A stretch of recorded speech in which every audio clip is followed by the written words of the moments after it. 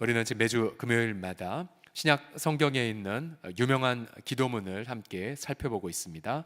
우리가 이 기도를 가지고 성경 말씀을 가지고 우리가 기도할 때마다 우리는 아주 강력한 능력 있는 기도를 체험하게 될 것입니다.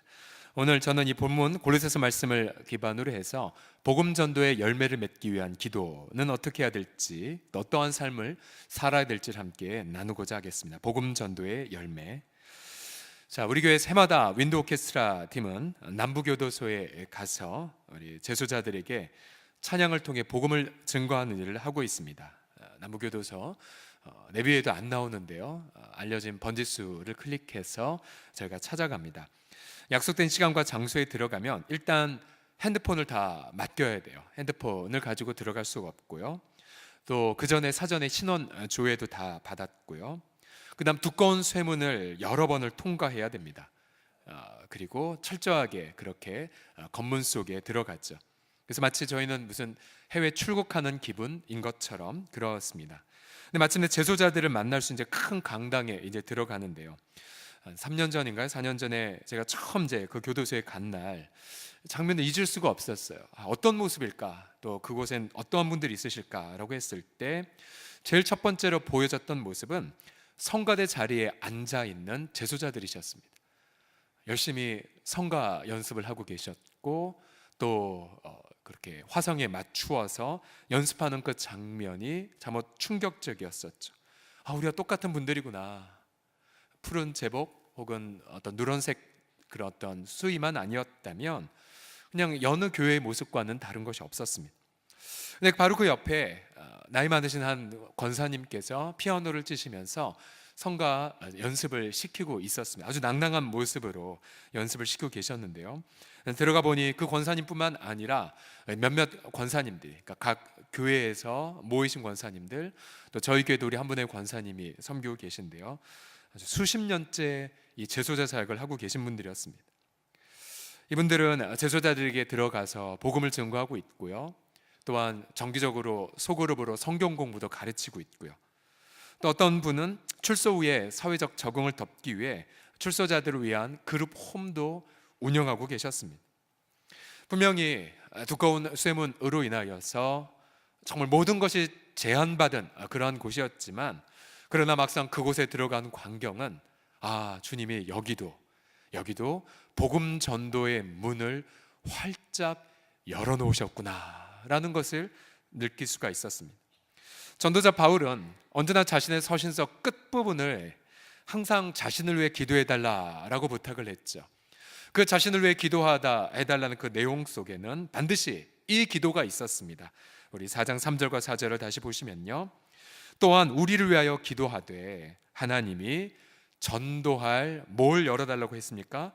문을, 전도할 문을 우리에게 열어주사 그리스도의 비밀을 말하게 하시기를 구하라. 내가 이 일 때문에 매임을 당하였었노라. 그리하면 내가 마땅히 할 말로써 이 비밀을 나타내리라 라고 부탁을 했습니다. 그리스도의 비밀이란 바로 예수 그리스도 십자가 복음이죠. 바로 감추어진 하나님의 비밀, 열방의 눈에 가려졌었던 비밀, 또 인간 역사 속에 숨겨졌던 주님의 비밀, 또 인간의 지성과 이성으로도 절대로 상상할 수 없는 계획. 그렇기 때문에 하나님은 이 전도의 문을 활짝 열어주셔야, 그리고 자신의 복음을 깨닫게 해주셔야 열매를 맺을 수 있음을 바울은 말하고 있습니다. 그래서 언제든지 그의 서신서 말미에는 전도의 문을 열어달라고 그렇게 기도 부탁을 했지요. 또 한 번은 고린도 교회를 향해서는 이 지역에 광활한 또 열매를 맺는 문이 활짝 열렸다라고도 말하기도 했었습니다. 우리는 복음 전도, 올 한 해도 우리는 풍성한 전도의 열매를 맺기 전에 우리는 이렇게 기도를 해야 되죠. 주님, 우리에게도 전도의 문을 활짝 열어 주시옵소서 라고 그렇게 먼저 기도하셔야만 합니다. 우리가 일터에 출근할 때에도 언제나 주님, 이 비밀의 복음을 증거하기 위해 하나님의 이 문을 열어 주시옵소서라고 기도하셔야 되고요. 또한 이제 새 학기, 또 새 학교를 맞이한 우리 학생들도 학교에 가면서 주님, 전도의 문을 열어주세요라고 끊임없이 기도해야만 합니다. 여러분, 이미 이제 올해 3월이 다 되어 갔는데 여러분, 올해 여러분이 복음을 증거할 사람들을 위하여서 지금 이름을 정해놓고 기도하고 계십니까? 또 우리 사랑방교회 이제 개강한 지 2주, 3주차 들어가고 있는데, 사랑방교회에서 이런 빈 방석 혹은 빈 의자를 놓고 기도하고 계십니까? 우리는 한국교회가 전도하는 환경이 어렵다라고는 하지만, 그러나 아무리 외적인 환경이 어렵다 하더라도 여러분, 주님이 문을 활짝 열어주시면 풍성한 전도의 열매가 지금 이 시대에도 여전히 맺혀질 것을 저는 확신합니다. 그러하기 우리가 끊임없이 전도의 문을 열어주십시오 라고 기도를 쌓아 놓으셔야 되죠. 우리가 어떻게 전도의 문이 활짝 열릴 수 있을까요? 오늘 본문 2절부터 6절까지는 하나의 문단인데요, 이 문단 한가운데에 전도의 문을 열어달라라는 기도가 있지요. 이제 전도의 문 앞과 뒤를 묵상해 보면 세 가지의 전도의 문이 열리는 그런 기도 혹은 삶을 얻을 수가 있습니다. 첫 번째는 무엇이냐면 2절이죠. 2절의 근거에서 항상 감사의 기도를 드릴 것을 우리가 알 수가 있습니다. 2절 말씀을 같이 읽어보죠. 시작. 기도를 계속하고 기도에 감사함으로 깨어 있으라. 제가 다시 읽겠습니다. 기도를 계속하고 기도에 감사함으로 깨어 있으라. 기도는 하나님이 일하시는 전선과도 같죠. 전선이 연결되어야 이렇게 불도 켜지고 또 기계가 움직이죠. 마찬가지로 우리가 매 순간 기도를 하고 있는 상태에 있어야 하나님은 우리의 기도를 통해 일하기 시작하십니다. 근데 오늘 다시 본문 말씀을 보게 되면 어떻게 우리가 항상 기도할 수 있을까? 이러한 질문에 대해 여기 해답을 주고 있죠. 그것이 무엇입니까? 바로 감사함입니다. 감사함. 즉 항상 기도하기 위해 엔진이 필요한데 그 엔진의 이름은 무엇입니까? 바로 감사 기도입니다. 감사 기도. 우리 4장 2절을 다시 한 번만 읽겠습니다. 기도를 시작. 기도를 계속하고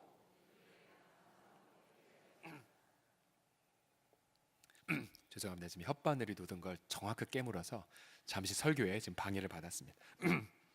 예, 자 여기까지 했죠. 기도를 계속하고 기도에 감사함으로 깨어 있으라. 자, 그래서 여러분이 항상 기도하기 위해서는 엔진이 필요한데 그 엔진의 이름이 뭐라고요? 기도, 감사 기도라는 것이죠. 감사 기도. 즉 우리가 날마다 감사를 드리게 되면 우리는 기도가 잘 되는 것을 경험하게 되고요, 또 우리가 범사에 감사하게 되면 범사에 기도할 수가 있어요. 반대로 만약 우리가 감사를 잃어버리면 어떻게 될까요? 항상 기도하는 것의 엔진이 꺼져버리게 돼요. 즉 감사를 잃어버리면 기도줄이 막힙니다. 범사에 불평하게 되면 기도의 능력을 잃어버리게 되죠. 감사는 기도의 엔진입니다. 한번 따라해 보겠습니다. 감사는 기도의 엔진입니다. 시작. 바울의 사례를 한번 들어보십시오. 그가 빌립보라는 도시의 감옥에 갇혔을 때에 억울하게 재판도 받지 못한 채 그렇게 고문받고 구타당한 채 갇혔죠. 아마 우리 같으면 이 억울한 심경 혹은 내가 뭘 잘못했나 하고는 죄책감 혹은 자책감으로 인하여 분을 삭히지 못했겠죠. 그러나 사도 바울은 그 억울한 케이스에도 불구하고 무엇을 했습니까? 사도행전 16장 25절 같이 읽겠습니다. 시작. 한밤중에 바울과 실라가 기도하고 하나님을 찬송하며 죄수들이 듣더라. 이에 갑자기 큰 지진이 나서 옥터가 움직이고 문이 곧 다 열리매. 자, 바울이 감옥에서 무엇을 했습니까? 찬송을 했습니다. 찬송을 했어요. 즉 곡조 있는 기도, 감사를 고백했던 거죠. 그가 이 상황에서 감사를 드리자 어떠한 역사가 일어났습니까? 문이 다 활짝 열려버렸어요. 문이 열려버렸어요. 감옥 문이 다 열렸고 자신들을 찬 그 수갑이 다 풀려졌습니다. 간수는 깜짝 놀라 죄수들이 다 도망간 줄 알고는, 당시 로마에서는 죄수들이 도망가면 자신의 그 목숨으로 책임을 다해야 했기에 칼을 들어 자결하려고 했죠. 그러자 바울이 크게 소리질러 우리는 다 여기 있으니 안심하라 라고 말했죠. 그때 간수는 16장 30절에서 이렇게 말합니다. 선생들이여, 내가 어떻게 하여야 구원을 받겠습니까? 바울은 그날 밤에 간수와 또 그 가족들 모두에게 예수님을 전했죠. 그리고 가족들 모두 다 세례를 받고 주의 빌립보 교회의 멤버가 되었습니다. 즉, 이 바울의 감사를 통해 전도의 문이 활짝 열리게 된 것입니다. 만약 그날 밤 바울이 불평했다면 어떻게 되었을까요? 절대로 이 감옥 문도 열리지 않았을 것이고, 따라서 간수장의 마음 문도 열리지 않았을 것입니다. 이는 감사가 도대체 무엇이기에 이처럼 능력의 도구가 된단 말입니까? 감사란 한마디로 말하면 하나님의 주권을 인정하는 고백이기 때문입니다. 무엇을 인정한다고요? 하나님의 주권, 하나님의 주권. 즉, 좋은 일이든 나쁜 일이든 모든 것이 하나님으로부터 말미암았고, 또 지금도 하나님이 붙잡고 계시고, 또 모든 것이 하나님께로 돌아간다는 고백. 하나님, 내가 이 상황에도 불구하고 내가 주님 앞에 감사를 드리나이다. 그렇게 감사를 고백한 그 순간 내가 드린 감사의 내용은 바로 하나님의 주권의 대상이 되는 거죠. 내가 감사를 드리는 순간, 감사 드리기 전에는 이 일이 내 일이었지만, 그러나 내가 감사를 드리는 그 순간 이제 더 이상 이 일은 내 일이 아니라 바로 하나님의 과제가 되는 거죠. 바로 하나님의 숙제가 되는 것이죠. 로마서 8장 28절의 고백처럼 한번 다 같이 읽어볼까요? 시작. 우리가 알거니와 하나님을 사랑하는 자 곧 그의 뜻대로 부르심을 입은 자들에게는 모든 것이 합력하여 선을 이루느니라. 아멘, 아멘. 또 한 가지 사례가 있지요. 다니엘의 사례. 그가 억울하게 사자굴에 들어가 죽임당할 위기에 놓여 있을 때, 즉 다니엘을 시기하는 이들이 다니엘이 날마다 3번씩 기도하는 것을 악용을 했지요. 그래서 왕에게 탄원하기를, 왕이여, 왕 말고 다른 신에게 누가 기도하면 무조건 사자굴에 넣는 법령을 발표해 주십시오 라고 하자, 왕은 아무것도 모른 채 그저 저들이 자신을 향한 존경심의 발로라고 착각을 하고는 법률에 사인을 해버렸죠. 알고 보니 그 법률은 다니엘을 목표로 한 잔해한, 아주 잔인한 그런 법률이었죠.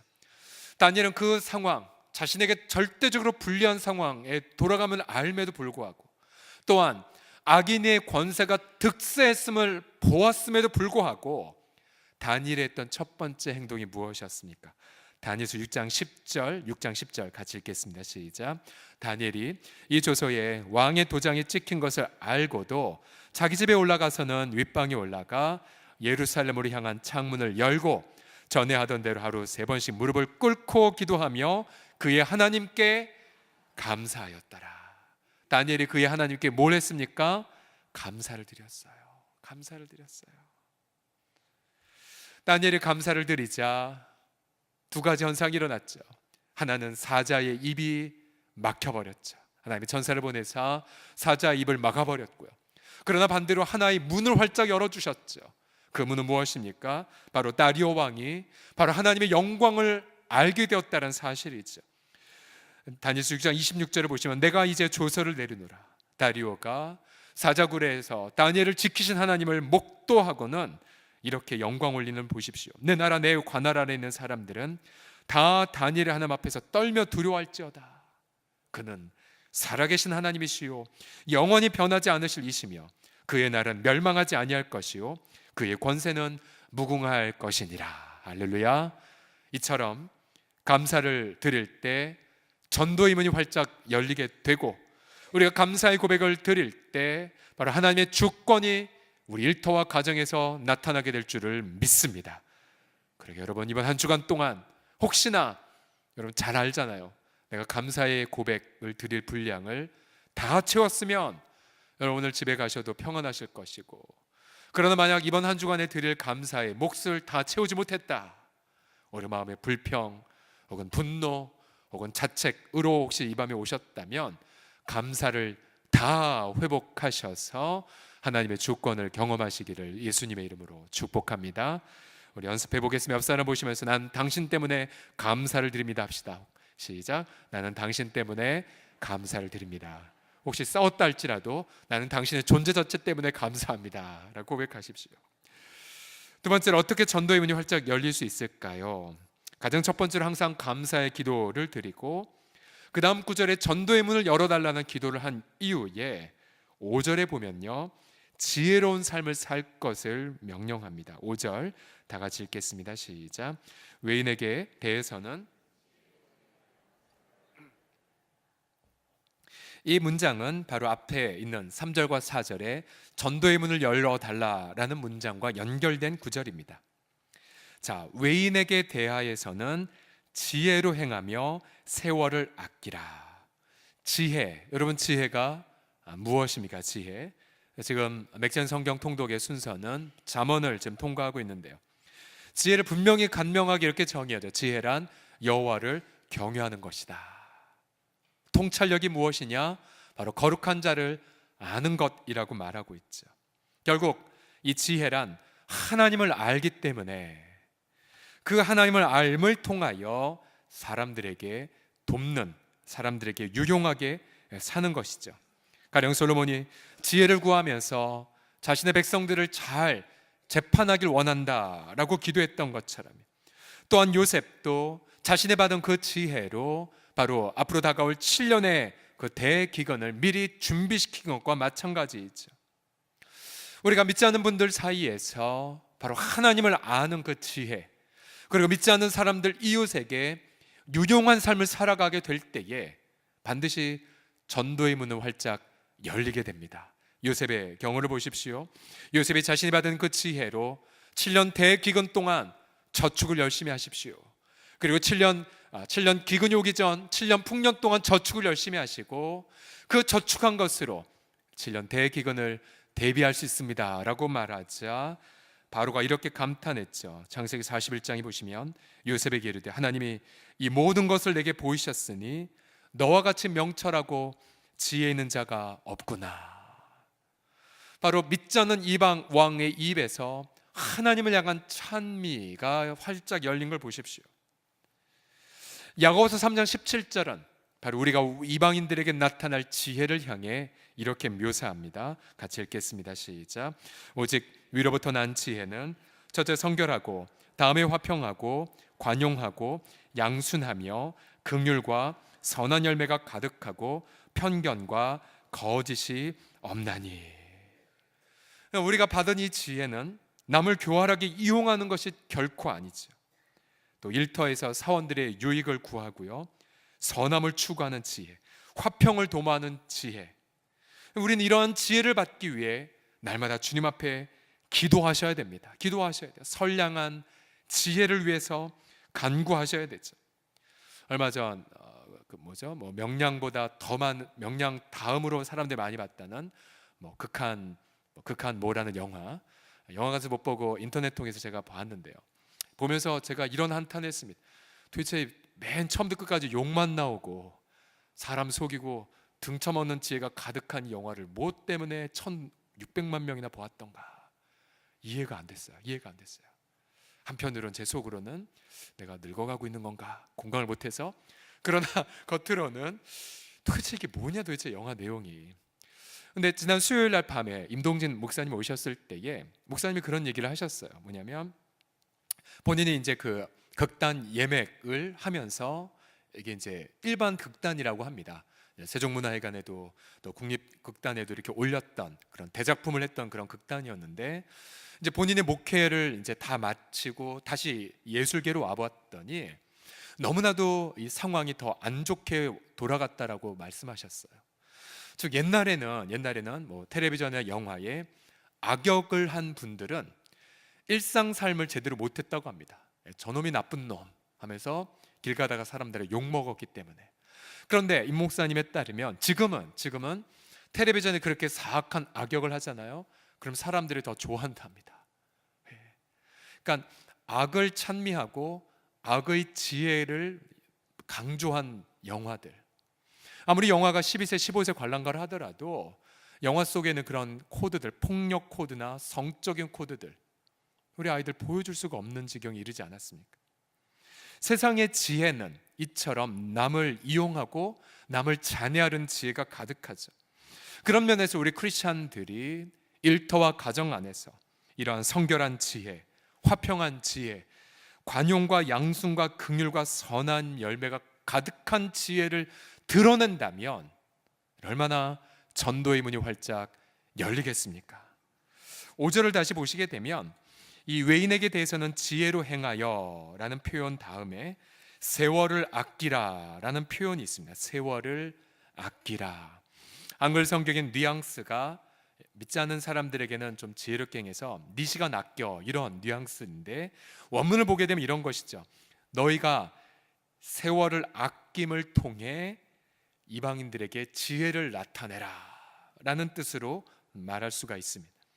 세월을 아끼다 라는 뜻의 히라보 원문을 보게 되면 이러한 뜻입니다. 너희들은 기회를 구속해 함으로, 주어진 시간을 구속함을 통해 믿지 않는 사람들에게 지혜를 나타낼 것을 말하고 있죠. 우리가 구속이라는 단어 여러분 잘 아시죠? 본래 다른 사람의 지배하에 있던 뭔가를 내가 대가를 지불하고 되사오는 것을 구속이라고 말합니다. 시간을 구속한다는 뜻이 무엇입니까? 이거죠. 악인들이 이제 나의 때다, 이제 내 천하다라고 말하며 함부로 악을 행하는 그 순간 우리 크리스찬들은 담대하게 나아가 네가 쓰는 그 시간의 주권은 예수님께 있노라. 예수님이 자신의 십자가의 피로 우리 모든 시간과 기회를 되사 오셨느니라 라고 믿으면서 그 기회를 바로 복음 증거, 하나님께 영광 올리는 기회로 삼는 거죠. 느부갓네살 왕을 한번 예로 들어 보십시오. 그가 자기 우상을 만들어 경배하게 할 때에 시간은 왕의 편인 것 같았습니다. 즉 왕의 우상에게 절하지 않으면 화형을 당하기 때문이었죠. 그러니까 모든 대세가 이미 악으로 다 기울어져 버렸어요. 더 이상 시간의 혹은 기회의 선함을 찾을 수 없는 그 시간에. 그러나 그때 다니엘의 그 세 친구들은 무엇을 했습니까? 담대하게 이렇게 선포했죠. 다니엘 3장 17절 18절을 보면 왕이여, 우리가 섬긴 하나님이 계시다면 우리를 맹렬히 타는 풀무불 가운데서 능히 건져내시겠고 왕의 손에서도 건져내리시이다. 그렇게 하지 아니하실지라도 왕이여, 우리가 왕의 신들을 섬기지도 아니하고 왕이 세우신 금신상에게 절하지도 아니할 줄을 아옵소서. 즉 그 세 친구들은 시간을 구속한 거죠. 왕의 범죄한 시간이 아니라 바로 우리가 하나님 앞에 영광 올릴 시간으로 확신하며 담대하게 주님을 전했습니다. 그 결과 하나님은 그들의 고백을 들으셨고 비록 그들이 풀무불 가운데 떨어졌지만 하나님은 천사를 보내어 그를 지키셨고 바로 그들을 통해 믿지 않는 왕의 입 앞에서 진짜 너희들이 섬기는 신이 진짜 하나님이구나 라는 찬사를 받게 되었습니다. 여러분, 종종 우리는 악의 권세가 전능한 것처럼 느껴져요. 또 불의한 자가 득세한다고 생각합니다. 그러나 여러분, 시간의 주권자는 악인이 아니라 오직 하나님 한 분뿐임을 믿으시기 바랍니다. 진정한 권세자는 하나님 한 분뿐이세요. 우리의 인생을 한번 보십시오.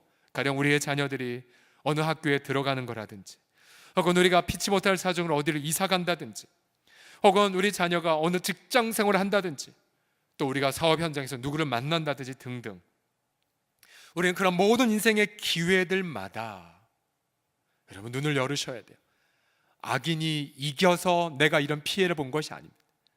악인의 권세마저도 사용하시는 하나님의 주권이 있기 때문에 우리가 그를 만난 것이죠.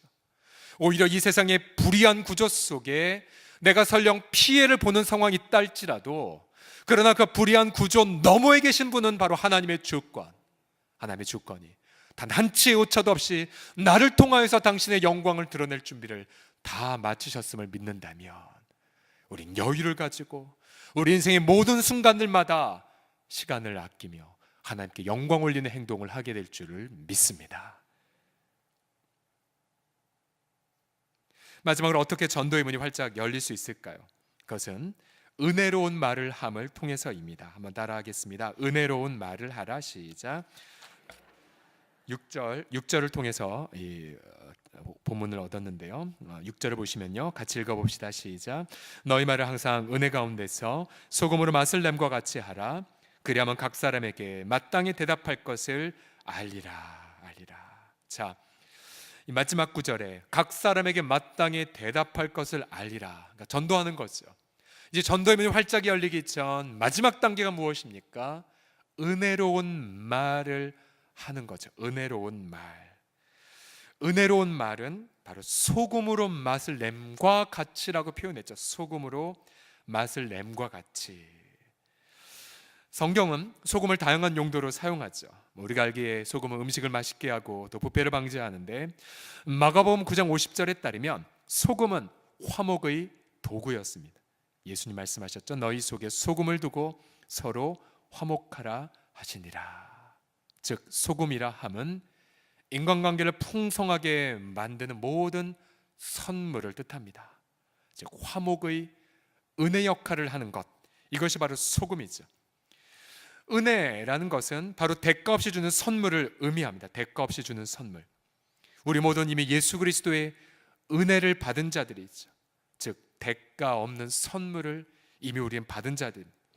우리는 그분에게 아무 말도 하지 않았지만 주님은 우리에게 먼저 오셔서 내가 너 사랑한다, 은혜의 말을 듣게 하셨지요. 또 우리는 그에게 아무것도 한 것 없지만 그는 우리에게 다가와 내가 너를 선택했다라는 말을 들려주셨어요. 우리는 그와 친밀한 삶을 살지 않았지만 주님은 우리에게 다가오셔서 나는 죄인의 친구란다 라는 은혜로운 말을 들려주셨어요. 우린 이미 예수님을 통해 무수하게도 많은 은혜의 말을 들었습니다. 우린 그 은혜의 말을 통해 하나님과의 화목을 경험했죠. 우리가 이런 은혜로운 말을 들었다면 이제 우리는 이 믿지 않는 이웃들에게 동일한 은혜의 말을 나눠주셔야 됩니다. 똑같이 우리도 난 당신을 친구 삼았소, 난 당신을 축복하고 싶소, 나는 당신과 함께 있고 싶소, 나는 당신의 존재 자체로 감사하오, 난 당신이 함께 있어도 기분이 좋소 등등의 은혜로운 말을 하게 되면 어느덧 전도의 문은 활짝 열려지는 것을 경험하실 것입니다. 사도 바울의 경우도 마찬가지였어요. 사도행전 24장 3절에 보게 되면 비록 불의한 법정에 끌려갔지만 총독 앞에, 당시 로마 제국의 총독 벨리스 앞에 바울은 가장 먼저 어떠한 말로 복음을 연주하십니까? 보십시오. 벨리스가 아카요, 우리가 당신을 힘입어 태평을 누리고 또 이 민족이 당신의 선견으로 말미암아 여러 가지로 개선된 것을 우리가 어느 모양으로나 어느 곳에서나 크게 뭐라고 했습니까? 감사하다는 표현을 했었어요. 네. 결국 바울은 이 감사, 즉 그 총독의 노고에 대한 감사를 통해, 물론 바울은 권세자랄지라도 불의한 자라 하더라도 담대하게 그렇게 복음을 전했던 분이었죠. 그는 인간적인 수고에 대한 은혜의 말을 통하여 그 위대한 복음을 24장에서 증거할 수가 있었습니다. 그러니까 우리 입술에 언제나 은혜가 가득하게 되면 아무리 척박한 환경이라 할지라도 복음의 문이 열리게 됐지요. 특별히 우리 믿지 않는 이웃들을 자세히 보시고 그들을 정말로 은혜의 말로 한번 축복해 보시고 또 진정 감사를 한번 표해 보십시오. 어느덧 우리 속에 어떻게 하면 내가 복음을 증거할지에 대한 지혜와 확신이 우리 가운데 임하게 될 것입니다. 작년에 우리 교회를 방문한 송근우 장로님 여러분 기억하시지요? 교장 선생님으로 퇴직하시기 전까지 학교에서 정말 복음을 증거하는 이 플랫폼을 만드신 분이었죠. 공공성이 있기에 직접 복음을 증거할 수는 없었지만 그런 학부모들의 기도 모임을 만들도록 도와드리고 또 교사 신우회를 지원하고 또 아이들에게는 영어 독서를 가르치고 오케스트라를 만들고, 그러면서 학생들에게 꼭 필요한 것이 무엇인지 지혜의 삶으로 또 은혜의 축복으로 함께 하셨죠.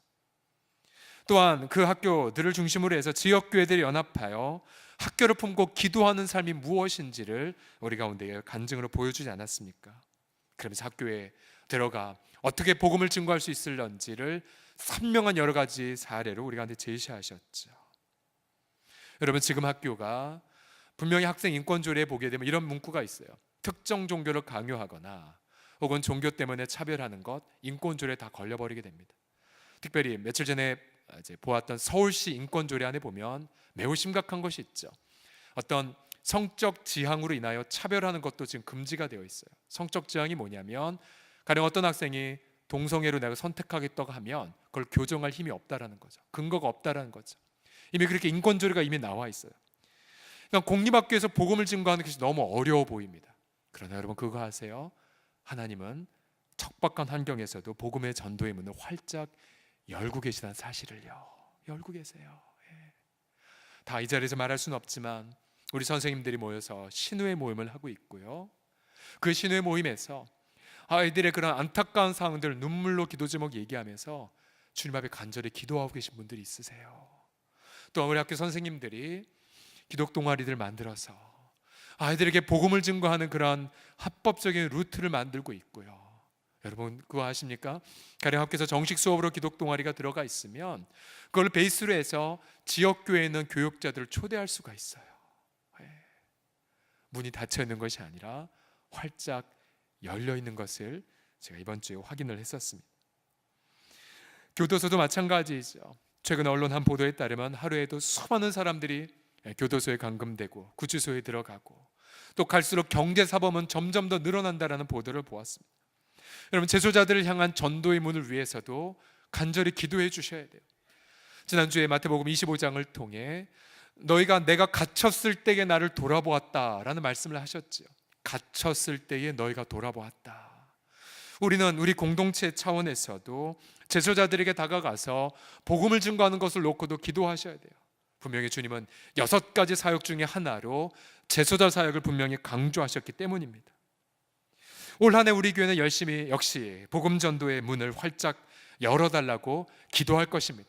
학교는 학교대로, 또 일터에선 일터대로, 또 우리 지역사회에선 지역사회대로, 또한 갇혀있는 분들을 갇혀있는 자에게, 또 병원의 환자들과 환우들에게 우리가 만나는 모든 삶의 영역 속에 전도의 문을 열어 주시옵소서.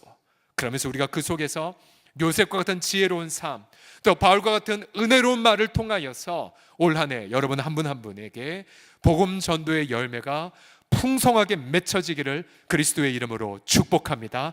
올 한 해가 다 지나가기 전 지금부터 미리 준비하셔서 가을에 있게 될 새생명 축제, 또 곳곳에 있는 우리가 복음 전도의 기회들을 살리셔서 올 한 해가 지나지기 전, 그리고 올 한 해 마지막 송구 영신 예배 때 주님 앞에 담대하게 고백하기를 주님 감사하나이다.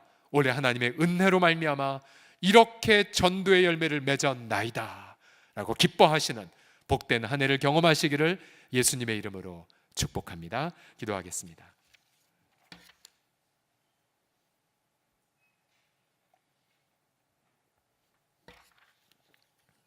주여, 전도의 문을 활짝 열어 주시옵소서. 닫힌 것처럼 보인다 할지라도, 그러나 주님, 주님이 여신다면 어떠한 인간도 닫을 수 없음을 고백하나이다. 주님이 우리 이 지역에 복음을 증거하기 위해 우리를 불러주셨사오니 주여, 이 지역사회에 복음 증거의 문이 활짝 열리게 하여 주시옵시고, 주님, 우리가 매주 토요일마다 아버지 하나님 노방전도 하고 있는데 아버지 하나님 우리가 만날 사람들을 날마다 만나게 하여 주시옵소서. 아버지, 시장에서도 학교에서도 또 아버지 하나님이여 감옥 안에서도 병원 안에서도 모든 영역들마다 전도의 문이 활짝 열려져 주님 구원받을 백성들을 만나는 아름다운 한 해 보내게 하여 주시옵소서. 예수 그리스도의 이름으로 기도드립니다. 아멘.